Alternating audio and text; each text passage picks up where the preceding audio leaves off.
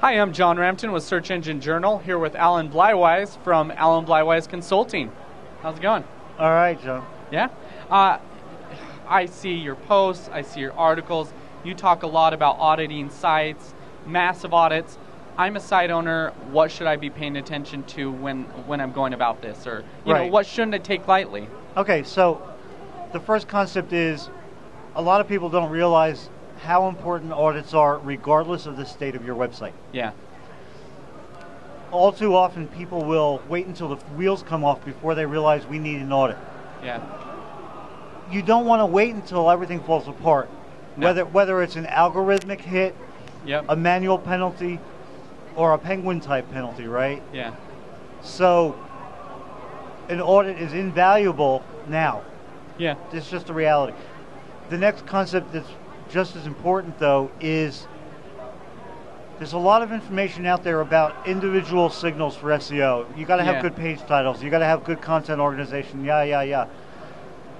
Most site owners make a mistake where they don't realize that in any one main topic, there could be 5 or 8 or 10 individual signals about that impact that topic specific to SEO, and they all relate to each other. Yeah. Right? So, for example, if you have canonical tags, that say, a canonical tag essentially says to the search engines, this is the URL for this page to index. Yeah.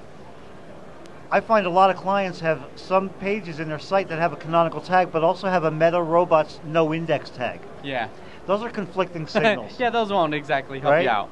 And then it can get really complex depending on the site. You can have URL parameters that send a different message about what's indexed. Yeah. Robots file, all of it. Does that include like mobile M.dot sites? What do you need to look at in your entire online presence when you're doing an audit? Yeah. And the answer, it's everything. Yeah.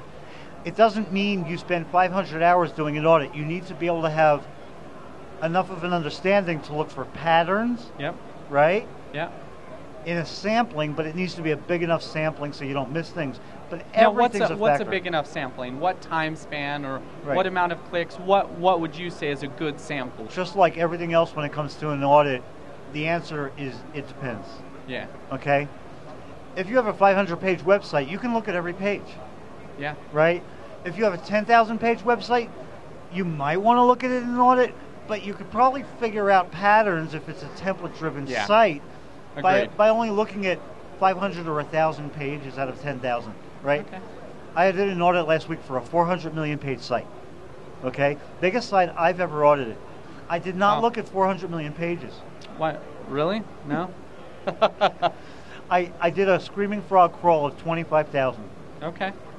And it wasn't just all top level either. You want different sections. You want to check different pages. It's a proportional sampling to make sure you cover the broadest range of different ways content is presented or communicated. Okay. Well, that's a great information there.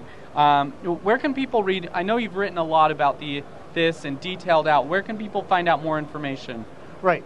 So I have a lot of information about the audit process on my own website, alanbleiweiss.com. Anything in the last 2 years that I posted to SEJ is still relevant today. All right. Well, we'll check it out. Thanks a lot, guys. I'm John Rampton, Search Engine Journal. We'll see you next time. You focus a lot on long-term SEO for your clients. Can you kind of go into that and why it's so important? So there's a lot that's happening in SEO, and I think that when we talk about long-term success, we usually try to think about WordPress site that need to be reviewed. How can you do this easily? Simple. Link Patrol scans your entire site.